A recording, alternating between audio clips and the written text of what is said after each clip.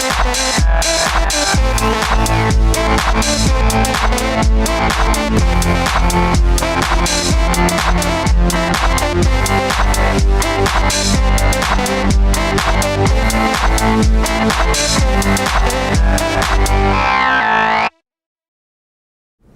folks, I'm Matt and welcome to My Expanded Universe, a show where I go through the entire EU in chronological order as best I know how. Forgive Yubnub, he's taking his nap. So, where do we start now? Well, we go to the books, and we're going to talk about just one book today, and that is called Rogue Planet by Greg Bear.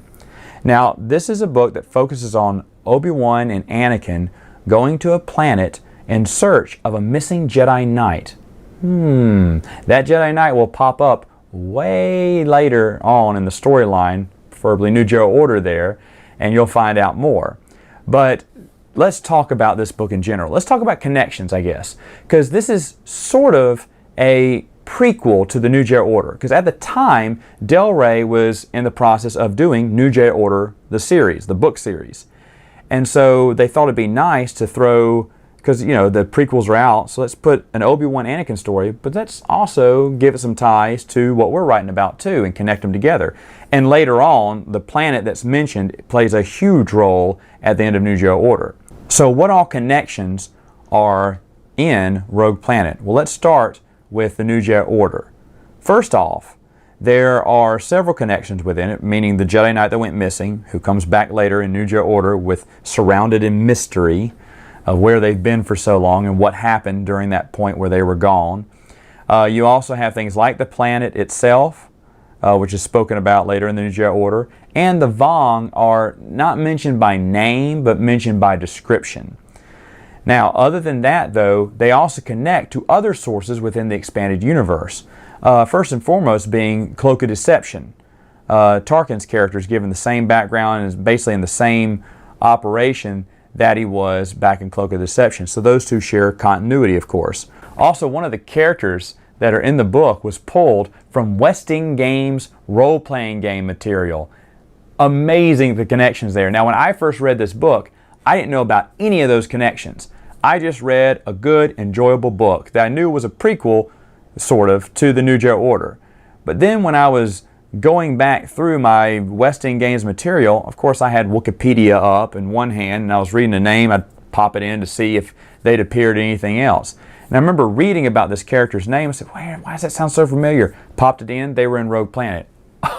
Of course, it makes sense. Because see, back then when they were making these books, they didn't have as free reign as everyone thinks. If they were going to talk about Tarkin, well, you better put in the events from Cloak of Deception or keep that same character as Tarkin is at that point in time.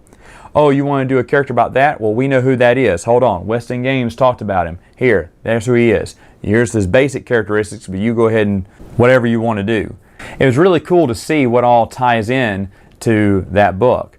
Now, before you say, well, wait a minute, man, I'm not really interested in that post-Jedi stuff, so is this something I should just skip? No, actually, if you like the prequel era, this is still a good book. Because you don't have to know anything or have to have been reading the New Jedi Order books to enjoy this book, because it also works as a prequel book as well. It really focuses on Obi-Wan and Anakin. Now, this happened about 2 years after Phantom Menace, so this is young Anakin too. We don't have any young Annie stories as a Jedi apprentice. So this is kind of rare. So when we read about them, it's basically just about them. It's a great story on its own. It holds its own water. Forget about, let's say it was a different planet, wasn't connected to the New Jedi Order. It would still be an enjoyable book because you like to hear about what Anakin's thoughts are, especially when he's young, you know, what's going on, how he relates to other people, how Obi-Wan is dealing as raising him to be a Jedi Knight, knowing that he's the chosen one. A lot of those factors come into play, and Greg Bear does a great job putting it all together. So on both sides of the package, either if you're concerned about continuity or if you just want to enjoy a great prequel book, this is the book for you. So that's Rogue Planet, folks. We'll be back next week with another one.